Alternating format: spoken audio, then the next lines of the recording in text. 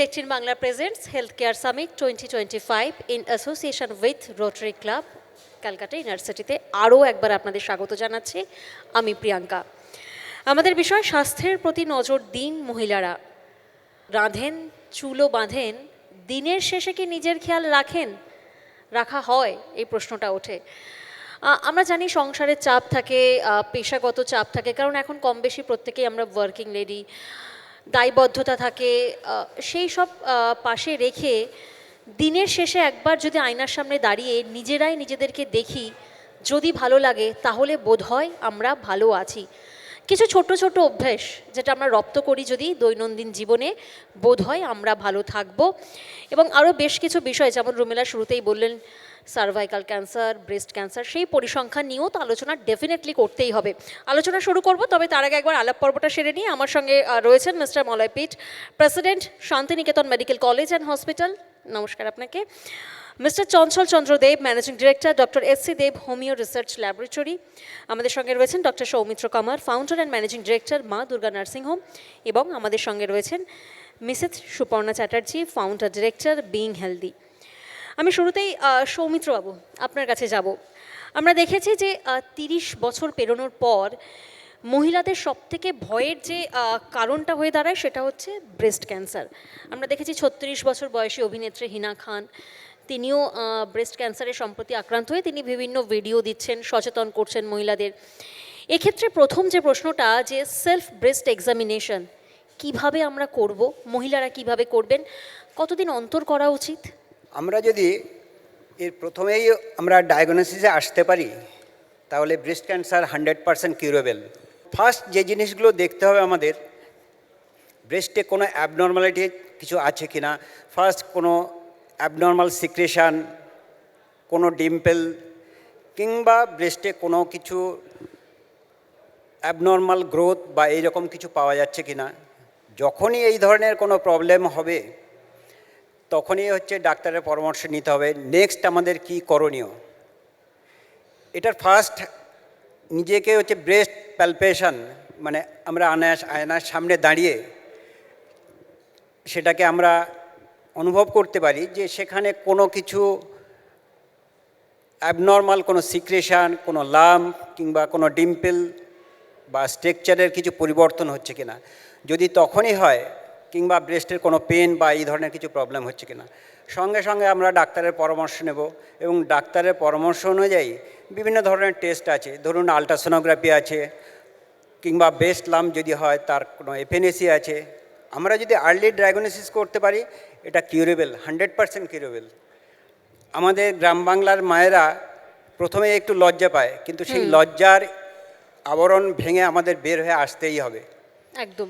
মলয়বাবু, এই প্রসঙ্গ ধরে আপনার কাছে যাব। উনি যেমন বলছেন যে গ্রাম বাংলার মা বোনেরা তারা বোধহয় একটু লজ্জা পান।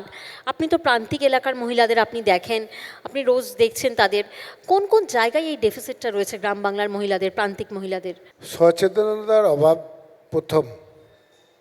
আমাদের গ্রাম বাংলার মেয়েদের সচেতনতার অভাব, আর কুসংস্কার এবং খোলামেলা কথা না বলতে পারার বিভিন্ন কারণ আছে। তার মধ্যে সামাজিক যে পরিকাঠামো এবং চিন্তাভাবনা। আজকের দিনে মহিলারা, প্রথম কথা হচ্ছে যে গ্রাম বাংলায় যেনারা থাকেন এমনিতেই পুরুষদের সামনে কথা বলতে অনেকটা বিব্রত বোধ করেন, এবং এই সচেতনতার অভাবের জন্য তাছাড়াও বিভিন্ন ধরনের সমস্যা, যাতায়াত, অনেকটা দূরে ডাক্তার দেখাতে যেতে হয়, পরিকাঠামোর অভাব, ঠিকঠাক পরিকাঠামোর মধ্যে ডাক্তার দেখানোর কোনো স্কোপ থাকে না। সর্বোপরি যে বিষয়টা সেটা হচ্ছে যে অর্থনৈতিক একটা বিষয়। রুটিন চেকিং করতে হলে তার একটা অর্থনৈতিক বিষয়। আর গ্রাম বাংলার ক্ষেত্রে মেয়েদের এখনও অবধি ছেলেরা যতটা ফ্যাসিলিটি পায়, মেয়েরা অর্থনৈতিক ফ্যাসিলিটি এতটা পায় না। বিভিন্ন কারণে এখানে সমস্যাটা অনেক বেশি। একেবারে। এবং চঞ্চলবাবু আপনার কাছে আসবো, যেহেতু আপনি হোমিও রিসার্চ ল্যাবরেটরি থেকে আপনি বিলং করছেন, এই জায়গায় একটা প্রশ্ন আমরা দেখেছি যে মহিলাদের ক্ষেত্রে 24 ঘন্টাও বোধহয় কম পড়ে, মানে সকাল থেকে যেভাবে পুরো ঘড়ি ঘুরছে আর মহিলারা ঘুরছেন, দিনের শেষে যখন ঘুমোতে যান কোমরে ব্যথা, হাঁটুর যন্ত্রণা, ঘুমোতে পাচ্ছেন না, ছটফট করছেন, কিন্তু ওভারলুক করে আবার যেভাবেও ঘুমিয়ে পড়ছেন, ভাবছেন হয়তো ঠিক হবে না। হোমিওপ্যাথিতে ঠিক হয়? আমি যেহেতু হোমিওপ্যাথি জগতের লোক, সেই জন্য ডক্টর সামুয়েল হ্যানিম্যান সাহেবকে প্রণাম জানিয়ে আমি ওনার প্রশ্নের উত্তরটা দিচ্ছি। তো নারী শক্তি নিয়ে সবাই আমরা কথা বলি। তো এই সভ্যতায় নারীরা যতটা প্রগতিশীল হবে ততটা বেশি করে নারীরা সমাজ উন্নত হবে, নারী সমাজ আরও বেশি উন্নত হবে। তো আমরা ইদানিং লক্ষ্য করছি নারীরা সামাজিক এবং শারীরিকভাবে ভীষণ দুর্বলতা লক্ষ্য করা যাচ্ছে তাদের। সেই দুর্বলতার একটাই কারণ যে ফিমেল ডিজিজ ক্রমশ বাড়ছে, আর মেন্টাল স্ট্রেস এবং অনিয়মিত জীবনযাত্রা মহিলাদের একটা বড় কারণ তারা অফিস এবং ঘর সামলিয়ে তারপরে ক্রমশ যে ডিজিজের সংখ্যা বাড়ছে। আপনি যে কথাটি বললেন যে সারাদিন কাজ করার পর মহিলাদের একটানা রান্না করা, মহিলাদের একটানা কাজ করা, কোথাও আপনি অ্যাঙ্কার মহিলা উনি দাঁড়িয়ে অনেকক্ষণ অ্যাঙ্কারিং করছেন, আপনাদেরও অ্যাঙ্কারিং করতে হয়, তখন আপনাদের হাঁটু ব্যথা হয়, কোমর ব্যথা হয়, শারীরিক একটা কষ্ট হয়। তো আমাদের হোমিওপ্যাথিতে প্রচুর সুবিধে রয়েছে বিশেষ করে মহিলা ডিজিজের উপর। যেমন আমাদের কম্বিনেশন অফ মেডিসিন রয়েছে হাঁটু ব্যথার জন্য। একটু আগে আপনারা এখানে টিভির পর্দায় দেখাচ্ছিলেন যে আমাদের রিমালিন পেন রিলিফ ট্যাবলেট, এটি খুব ভালো এবং প্রতিটি ঘরে ঘরে পৌঁছে গেছে। এর যে উপকারিতা, যে কোনো হাঁটু ব্যথা, যে কোনো পেশির ব্যথা, যে কোমর ব্যথা, ঘাড় ব্যথা, সমস্ত কাজে কাজ করে। এবং রিমালিন 4 ট্যাবলেটটা মেয়েদের অনেক সময় কি হয়, ক্যালসিয়ামের অ্যাবাভ 40 এজের পর ক্যালসিয়ামের ডেফিসিয়েন্সি হয়। তারপরে ক্যালসিয়ামের অভাবের জন্য অনেক সময় অস্টিওপরোসিস হয়। অস্টিওপরোসিস, আর্থারাইটিস, ব্যথার জন্য মহিলাদের ক্ষেত্রে খুব কমন রোগ হয়ে দাঁড়িয়েছে। একদম ব্যথার জন্য ক্যালসিয়াম 4 ট্যাবলেটটা খুব কার্যকারী আমাদের। আসবো আপনার কাছে। আর একটি কথা ম্যাম বলছি, যেমন আমি ছোট করে বলছি মেয়েদের জন্য, মেয়েদের শারীরিক সুস্থতার জন্য আমাদের একটা টনিক আছে, অশোকা টনিক। আপনি দেখবেন আয়ুর্বেদিকেও রয়েছে, হোমিওপ্যাথিতে Ashoka tonic, female health tonic রয়েছে, আলফা টনিক সবাই খেতে পারে, মেয়ে পুরুষ সবাই খেতে পারে। আলফা বোধহয় কম বেশি সবাই খেয়েছেন। একদম। আচ্ছা, আমি সুপর্ণা চ্যাটার্জি আপনার কাছে আসবো। উনি বলছিলেন চঞ্চল চন্দ্রদেব যে মেয়েদের অনিয়মিত জীবনযাত্রায় বোধহয় কোথাও না কোথাও বিভিন্ন রোগ ডেকে আনে, কিন্তু আমরা এত ব্যস্ত থাকি, সংসার পেশা সব ব্যালেন্স করা, কিছু কিছু লক্ষণ বোধহয় দরজায় করা নাড়ে, কিন্তু আমরা ওভারলুক করে যাই। আমরা ঠিক আছে, এরকম আমাদের একটা ফিলিংস আসে। কোন কোন কাজ খুব দরকার মেয়েদের করা, কোন কোন বিষয়ে খেয়াল রাখাটা খুব দরকার? একদমই তাই।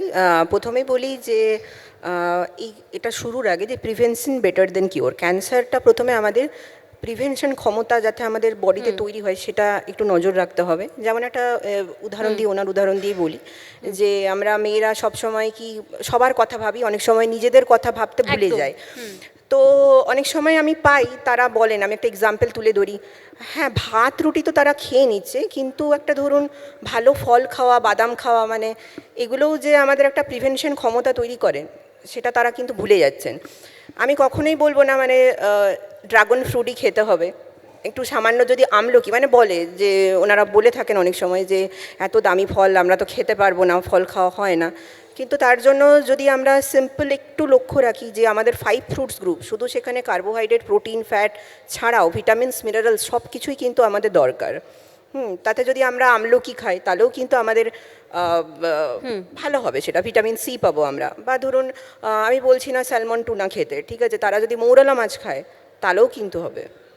মানে আমাদেরই কিচেনে সেই জিনিসপত্র রয়েছে যেটা আমরা পরিবারকে খাওয়াচ্ছি, সেটা একটু একদমই তাই। নিজের জন্য যদি একটু তুলে রাখি বোধহয় আমরা ভালো থাকবো। একদমই তাই। আর মানসিক চাপ কমানোটা তো ভীষণ দরকার, কেননা একটা মেডিসিন তখনই ভালো কাজ করবে যখন তার সাথে প্রপার ডায়েট অ্যান্ড লাইফস্টাইলটা আমরা ঠিক করবো। লাইফস্টাইল ম্যানেজমেন্ট ভীষণ ইম্পর্টেন্ট। তার সাথে সেটার জন্য আমাদের কিন্তু যোগা, এক্সারসাইজ সব কিছুই দরকার। সৌমিত্রবাবু, আপনার কাছে আসবো। আমরা ব্রেস্ট ক্যান্সার নিয়ে কথা যখন বলেছি, আমরা জানি যে সারা পৃথিবী জুড়ে মহিলাদের মধ্যে যত ধরনের ক্যান্সার ডিটেক্ট হয় তার মধ্যে সার্ভাইকাল ক্যান্সার একেবারে চতুর্থ স্থানে, এবং ভারতীয়দের আক্রান্ত হওয়ার, ভারতীয় মহিলাদের আক্রান্ত হওয়ার সংখ্যা সেটাও তো নিছক কম নয়। মানে প্রতি বছর গড়ে দেখা যাচ্ছে প্রায় 1,25,000 মহিলা আক্রান্ত হচ্ছেন সার্ভাইকাল ক্যান্সারে। প্রথম প্রশ্ন, এইচপিভি টেস্ট কতদিন অন্তর করা দরকার? কিভাবে মানে সচেতন হব আমরা? খুব ভালো কথা। আমাদের কাছে মানে দিনকে দিন বাড়ছে সার্ভাইকাল ক্যান্সারের সংখ্যা। দেখা গেছে যে গ্রামের দিকে ম্যাক্সিমাম প্রবলেমটা হয় যে পুকুরের জলে স্নান করে, অ্যাওয়ারনেস ঠিকঠাক থাকে না, বহু দিন ধরে হচ্ছে হোয়াইট ডিসচার্জ, মানে অনিয়মিত ব্লিডিং বা পোস্ট মেনোপজাল ব্লিডিং, এই ধরনের সমস্যা নিয়ে আসছে। ওই একই কথা যে গ্রামের দিকে কিছুটা নিজেদের নিয়ে অ্যাওয়ারনেস ঠিকঠাক থাকে না। যদি আর্লি সেটা ডায়াগনোসিস হয় তাহলে দেখা গেছে অনেকটাই রিকভারি করা যায়। প্রথম কথা যে আমরা যদি প্রিলিমিনারি যে টেস্টগুলো, প্যাপস টেস্ট কিংবা সার্ভাইকাল বায়োপসি, এন্ডোমেট্রিয়াল বায়োপসি, এই ধরনের আমরা যদি একটা করে নিতে পারি, আর্লি ডায়াগনোসিস হলে সেটা 100% কিউরেবল। এই ম্যামোগ্রাম টেস্টটা কত বয়সে করা উচিত মহিলাদের? ম্যামোগ্রাম অ্যাকচুয়ালি ব্রেস্টের জন্য করা হয়। তো ম্যামোগ্রাম এনি তার অ্যাবনর্মালিটি ব্রেস্টে যদি হয়, কোনো টিউমার বা এই ধরনের কিছু বা পেন, এই ধরনের কিছু সমস্যা হয়, তখনই ম্যামোগ্রাম করা হয়। আদারওয়াইজ ম্যামোগ্রাম আমরা চট করে করি না। তাহলে এই mammogram test, HPV test, প্যাপ test, মানে এগুলো একেবারে বাঞ্ছনীয় বলছেন, মানে আজকে আমাদের যে দৈনন্দিন জীবনযাত্রা সেক্ষেত্রে একদম প্যাপ টেস্ট, ম্যামোগ্রাম কিংবা এই এইচপিভি যে ভাইরাসের যে ভ্যাকসিন, এগুলো যদি ঠিকঠাক আমরা দিয়ে রাখি তাহলে সার্ভাইকাল ক্যান্সার অনেকটা কমে যায়। আচ্ছা, এই জায়গায় আরও একটা প্রশ্ন মাথায় আসছে। আমি প্রথম রাউন্ডে আপনার কাছে গেছিলাম ব্রেস্ট ক্যান্সার নিয়ে, সার্ভাইকাল ক্যান্সারের তো আপনি টেস্টগুলো বললেন। আচ্ছা, কোথাও না কোথাও কি মেনোপজের সঙ্গে ব্রেস্ট ক্যান্সার কানেক্টেড? না, সেই ধরনের কোনো ইন্ডিকেশান থাকবে সেরকম কোনো নেই। যে ব্রেস্ট ক্যান্সার যে কোনো বয়সেই হতে পারে, আর্লি স্টেজে হতে পারে, পরের দিকেও হতে পারে। তো জেনারেলি সাধারণত হয় মোটামুটি ধরে রাখতে হবে 40 পরে জেনারেলি এই চান্সটা অনেক বেড়ে যায়। একদম। মলয়বাবু, আপনার কাছে আসি। যেমন উনি বলছিলেন যে প্রান্তিক মহিলারা তারা হয়তো একটু লজ্জা পান, একটু ভয় পান, সে জায়গায় আমাদের সচেতন থাকাটা খুব দরকার। আপনি শুরুতেও তাই বলেছিলেন। তাহলে প্রান্তিক এলাকার মহিলাদের সচেতন করার জন্য কোনো ক্যাম্প বা কোনো সেমিনার, এই ধরনের কোনো ভাবনা বা এই ধরনের কোনো উদ্যোগ তো নেওয়া তাহলে আমাদের খুব দরকার। মানে না হলে তারা বুঝবেন কি করে যে সার্ভাইকাল ক্যান্সার কিভাবে হয়, সিমটম কি, কি হলে আমাকে ডাক্তারবাবুর কাছে যেতে হবে। আশাকর্মী এবং স্বাস্থ্যকর্মী অনেকটাই এই মহিলাদের গ্রাম্য সচেতনতা এনেছে, এবং বিশেষ করে জন্ম নিয়ন্ত্রণ, চর্মরোগ এবং বিভিন্ন ধরনের নারীদের যে সমস্ত রোগ হয় সেগুলি সচেতনতা এসেছে। ক্যান্সারের ব্যাপারে অ্যাকচুয়াল প্রপার গাইডলাইন এখনও গ্রাম বাংলার মহিলাদের মধ্যে আসেনি। সচেতনতার জায়গাটা আরও ক্লিয়ার নয়। আমি ব্যক্তিগতভাবে মনে করি এর ক্লিয়ার একটা ধ্যান ধারণা সবারই মধ্যে আছে, যে অন্য রোগগুলোর ক্ষেত্রে যেমন একটা ক্লিয়ার ধারণা আছে যে এই কারণে এই রোগগুলো হয়, কিন্তু ক্যান্সারের সেই জন্য যে ওই ধরনের কর্মী দিয়ে তো সচেতনতা আনা যাচ্ছে না। ক্যাম্প অবশ্যই করা দরকার। সেখানেও একটা বাধা আমি বললাম যে সামাজিক একটা সমস্যা, ওপেন জায়গায় এই ধরনের আলোচনা কতটা এলাও করবে সেখানে, যেমন সংখ্যালঘুদের জায়গায় এগুলো এলাওই করবে না এবং খুব স্পর্শকাতর হয়ে যাবে। সেই কারণেই অনেক সময় এগোনো যায় না। সরকারকে আরও সচেতন হতে হবে এবং সর্বোপরি ধর্মগুরু যেনাদের আছেন তেনাদেরও কিছুটা কনভিন্স করতে হবে, তবে এগুলো সম্ভব হবে। এবং সংবাদ মাধ্যমের উপরও বোধহয় সেই দায়টা বর্তায়, মানে যার জন্যই আমাদের আজকের এই প্রয়াস, এই আলোচনা। অবশ্যই আজকে নিউজ 18 যে টপিকসটা নিয়ে কথা বলছে, এই টপিকস সাধারণত খুব কম শোনা যায় বা বলে, এটা খুব দরকার।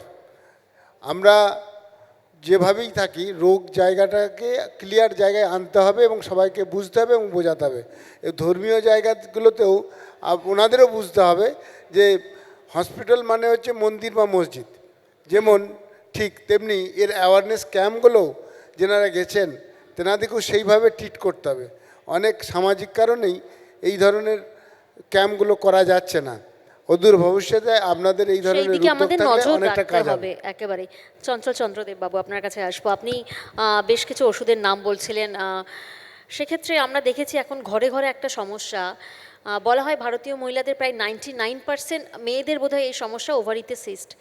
হোমিওপ্যাথিতে কিওর করা সম্ভব? মানে অনেকেই হোমিওপ্যাথি ওষুধ খান, মনে করেন যে পিরিয়ডসের ইররেগুলারিটিটা ঠিক হয়ে যাবে, সেক্ষেত্রে হোমিওপ্যাথির ভূমিকা কী? অবশ্যই সম্ভব। আপনি যদি ডক্টরের কাছে যান, ওভারিয়ান সিস্ট নিয়ে বলছেন তো? একদম একদম একদম। ওভারিয়ান সিস্ট, এবং তার জন্য আমরা দেখি পিরিয়ডসের ইররেগুলারিটি আসে। খুব ভালো কাজ হয়। আমাদেরই কম্বিনেশন অফ একটি প্রোডাক্ট রয়েছে টিউমারলিন, হ্যাঁ, তো ওটা ওভারিয়ান সিস্টের পক্ষে খুব ভালো কাজ হয়। আর একটি কথা আপনাকে বলছি, মহিলাদের সুস্থতা মানে একটি পরিবারের মানে সার্বিক সুস্থতা। একদম একদম। আর আপনি যে প্রশ্নটা বললেন, উত্তর তো আমি দিলাম সম্ভব। আর একটি কথা বলতে চাই আপনাদের চ্যানেলের মাধ্যমে, যে মহিলাদের প্রতি আপনারা যে টপিকটা দিয়েছেন যে স্বাস্থ্যপ্রতি মহিলারা নজর দিন, তো আমি বলবো আপনাদের চ্যানেলের মাধ্যমে রাজ্য সরকারের কাছে আমার তরফ থেকে একটা আবেদন, যে কোনো সরকারি বেসরকারি হাসপাতালে ফিমেল ওয়ার্ড আছে, কিন্তু আমি একটি বিশেষ কথা বলছি, যদি আমরা ভাবি, সমাজ যদি ভাবে যে মহিলাদের জন্য আলাদা করে একটি হসপিটাল প্রতিটি জেলায় জেলায় গড়ে উঠুক, তাহলে আমার মনে হয় মহিলারা সুরক্ষিত থাকবে। আর বর্তমান এই যে যুগে মহিলারা শারীরিক, মানসিক এবং সামাজিকভাবে তারা সুরক্ষিত নন, এবং সেই কথা মাথায় রেখেই আমি কিন্তু বলছি যে প্রতিটি জেলায় জেলায় সরকার যদি মহিলাদের জন্য আলাদা একটা হাসপাতালের ব্যবস্থা করেন, তাহলে কিন্তু মহিলারা সুরক্ষিত থাকবে, শারীরিক দিক দিয়ে সেই সুরক্ষিত থাকবে। পরিকাঠামোটাও দিকে খেয়াল রাখা দরকার। আপনার কাছে আসবো অবশ্যই। ডক্টর সৌমিত্রবাবু। আমরা সার্ভাইকাল ক্যান্সার নিয়ে কথা বললাম, যেহেতু আমাদের সময় খুব কম, মানে খুব শর্টে আমাকে পুরো বিষয়টা র্যাপ আপ করতে হচ্ছে। সার্ভাইকাল ক্যান্সার নিয়ে কথা হলো, ব্রেস্ট ক্যান্সার নিয়ে কথা হলো, মেনোপজ নিয়ে কথা হলো। আরও একটা বিষয় আমরা দেখেছি, সাধারণত মহিলারা মানে তারা মনে করেন যে বুকে ব্যথা উঠুক, মানে হার্ট অ্যাটাক এসে ঘোষণা করুক যে আমি আসছি, আমি সিমটম দেখিয়েছি, হাতে সময় নেই, তখন বোধহয় মহিলারা ডাক্তারের কাছে যান, মানে এটা হয়ে আসছে। আর আদারওয়াইজ তো ওটা গ্যাস অম্বল বলে আমরা বিভিন্ন ওষুধ, নাম নিচ্ছি না, বিভিন্ন ওষুধ আমরা খেয়ে ভাবি যে ঠিক আছে, ঠিক হয়ে গেছে। এই হার্ট অ্যাটাকের ঝুঁকিটাও তো বাড়ছে, সেটা কি অনিয়মিত জীবনযাত্রার জন্য, অত্যধিক স্ট্রেসের জন্য, নাকি আরও একটা বিষয় আমরা দেখেছি যে এখন যেহেতু ওয়ার্কিং লেডি প্রত্যেকে, সবার একটা টেন্ডেন্সি থাকে যে আগে একটু সেটেল হয়ে যায়, আফটার 40 আমরা কনসেপ্ট করব, আমরা প্রেগনেন্সি রাখবো। তো সেটাও কি কোথাও না কোথাও একটা হরমোনাল ডিসব্যালেন্স, তার থেকে মানে এগুলো কি কানেক্টেড? আপনি যদি একটু বলেন। বয়স বাড়ার সঙ্গে সঙ্গে প্রেগনেন্সিতে কিন্তু চান্স বেড়ে যায় বিভিন্ন ধরনের বাচ্চার অ্যাবনর্মালিটি। তো সেই জায়গা থেকে একটা বলা, আমরা এখন সবাই ক্যারিয়ার নিয়েই আমরা ব্যস্ত, ক্যারিয়ার গড়তে গড়তেই 30 পার হয়ে যায়। যখনই 30 পার হয়ে যায় তখন একটু একটু করে চান্স বাড়ে বিভিন্ন ধরনের অ্যাবনর্মাল বেবি ডেলিভারি হওয়ার। তো সেটা তো কিছু করার নেই, ক্যারিয়ারটাও দেখতে হবে। তো সেই জায়গা থেকে যত চান্স বাড়বে, যে বয়স বাড়ার সঙ্গে সঙ্গে বিভিন্ন অ্যাবনর্মাল বাচ্চা হওয়ার চান্স। তবে জীবনের ঝুঁকি হাতে নিয়ে তো কেরিয়ার নয়, মানে আগে তো জীবন, মানে সেই বার্তাটাও একটু প্লিজ দিন, মানে আগে তো জীবন। ডেফিনেটলি সেটা জীবন, সব রকম ব্যালেন্স করে আমাদের চলতে হবে, ক্যারিয়ারও করতে হবে, ভবিষ্যতও আমাদের গড়তে হবে। আপনি তো যদি খুব সেই জায়গা সংক্ষেপে থেকে- আমাদের খুব সংক্ষেপে যদি বলেন যে কোন কোন লক্ষণ, মানে আমরা তো সারাদিন কাজ করছি, যেমন বললাম যে 24 ঘন্টা আমাদের কম পড়ছে, বুকে ব্যথাকে আমরা ভাবলাম গ্যাস হয়েছে, তো একটু হাঁটুতে মোচড় লাগলো তো ভাবলাম যে ঠিক আছে একটু এত কোথাও লেগে গেছে। কোন কোন সিমটম মানে একেবারে ওভারলুক করা একদম উচিত না, যদি খুব সংক্ষেপে আপনি এই টিপসটা দেন। মানে আরেকটা বার বলবেন? সব মানে আমি বলছি একজন মহিলারা আমরা সাধারণত বিভিন্ন সিমটম আমরা ওভারলুক করে যাই, আমরা সেটাকে হালকাভাবে নিয়ে নিই, কিন্তু হালকাভাবে নেওয়া উচিত নয়। কোন কোন লক্ষণগুলো? ওভারঅল মহিলার যদি স্বাস্থ্যের কথা বলতেই হয়, প্রত্যেকটা জিনিস কিছু কিছু করতে হবে। ধরুন তার বুকে ব্যথা হচ্ছে, কী ধরনের পেন, সেটা মেবি অ্যাসিড কিংবা মেবি কার্ডিওলজিক্যাল প্রবলেম। যদি কার্ডিওলজিক্যাল প্রবলেম হয় তার জন্য আপনাকে ইসিজি করতে হবে, ডাক্তারের কাছে যেতে হবে। এটা কোনোভাবেই হচ্ছে হালকাভাবে নেওয়া উচিত নয়। কিন্তু গ্রাম বাংলার একটা প্রবলেম দেখা গেছে যে বুকের ব্যথা হচ্ছে মানে গ্যাসের পেন, ইউটিআইও একটা বড় সমস্যা। এক্স্যাক্ট এটা একটা বড় সমস্যা। আরও যে কথাটা বললেন যে একটা ব্রেস্ট লাম্প নিয়ে এসেছে, ভাবছে ছোটোখাটো একটা কিছু প্রবলেম সেরে যাবে, না, সেটাকে গুরুত্ব দিয়ে দেখতে হবে। একটা মধ্যবয়স্ক কিংবা এল্ডারলি মা এসেছে, তার হচ্ছে ইরিগুলার ব্লিডিং, এক্সেসিভ ব্লিডিং, তার সঙ্গে হচ্ছে পোস্ট মেনোপজাল ব্লিডিং, ডেফিনেটলি ডাক্তারের কাছে যেতে হবে। ডাক্তারের পরামর্শ অনুযায়ী তার যে যে টেস্টগুলো করা সেগুলো করতে হবে। তার মধ্যে একদম। বায়োপসি প্যাপ টেস্ট সব ধরনের আছেই আর কি। তো একেবারে। এইগুলো যদি আর্লি আমরা করতে পারি তাহলে আমরা একটা আমরা diagnosis ঠেকাতে করতে পারবো পারি, at least। হ্যাঁ, এক্স্যাক্ট, এবং তার প্রপার ট্রিটমেন্ট করলে ইট উইল বি। হ্যাঁ, এভাবে নিজেকে খেয়াল রাখতে হবে। সুপর্ণা চ্যাটার্জি, আপনার কাছে আসবো।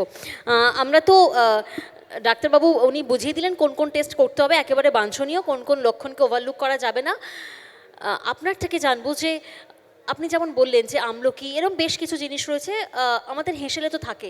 দিনটা তো আমাদের শুরু হয় হেঁসেল থেকে, মানে একদম পরিবারের লোকজনকে চা দেওয়া থেকে শুরু করে ব্রেকফাস্ট একদমই সব কিছু তাই, নিয়ে। হ্যাঁ। হেঁসেলের কোন কোন জিনিস যেটা আমরা নিজেদের যদি ডায়েটে রাখি ভালো আমরা থাকবো, মানে দিনের শেষে আয়নায় নিজেদেরকে ভালো লাগবে দেখে। একদমই তাই। 4-5টা পয়েন্ট যদি আমরা সারা দিনের খুব শেষে মনে সংক্ষেপে, আমাদের রাখি, সময় হ্যাঁ, একেবারে নেই। হ্যাঁ, আমিও খুব সংক্ষেপেই বলছি। ফার্স্ট, শুধু ওই যে বললাম ফার্স্টে শুরুতে যে শুধুই ভাত রুটি খাবো না, যেন আমাদের 5 ফ্রুটস গ্রুপ যেন আমাদের থাকে, ঠিক আছে। সেকেন্ডলি মাথায় রাখতে হবে আমাদের সারাদিনের বডিকে হাইড্রেট রাখার জন্য জল খেতে হবে। বাট হ্যাঁ, জল অবশ্যই খাবে, অনেকে আবার বেশি খেয়ে ফেলেন। সিকেডি পেশেন্ট, সেটারও তাদেরও মাপ আমাদেরকে ধ্যান রাখতে হবে। তাদের একটা মাপ আছে, ঠিক হ্যাঁ। আছে। ওটা অবশ্যই ডাক্তারবাবুদের পরামর্শ নিতে হবে। 3 নাম্বার হচ্ছে যে হাঁটা চলা বা এক্সারসাইজ একটা করতে হবে। 4 নাম্বার হচ্ছে ঘুমাতে হবে 7-8 ঘন্টা মিনিমাম, পর্যাপ্ত ঘুম। একদম। আর 5 নাম্বার হচ্ছে যে নিজেকে টাইম দিতে হবে, নিজেকে খুশি রাখতে হবে। এটা আমাদের মানে দেখবেন আপনি দিনের শেষে খুশি আমরা মানে অনেক, মানসিক স্বাস্থ্যর কথা বলছেন। একদমই তাই, কেননা দিনের শেষে আমরা কিন্তু অনেকেই একা থাকি, সেই জিনিসটা ঠিক না। সেখান থেকেও কিন্তু আমাদের স্ট্রেস হরমোনগুলো সিক্রেশন হয়, ঠিক আছে। এগুলো কিন্তু ওবেসিটির দিকে যায়, এগুলো বিভিন্ন ডিজিজ টেনে নিয়ে আসে, তাতে কার্ডিওভাস্কুলার ডিজিজই হোক বা আমাদের আদার্স। তো মানে এইগুলো, আমরা যদি ভালো থাকি তবেই তো পরিবার ভালো থাকবে। হ্যাঁ, এবার সেই নিজে দিকে তো ভালো নজর থাকবো রাখতেই তবেই হবে। কিন্তু অন্যকে একদম।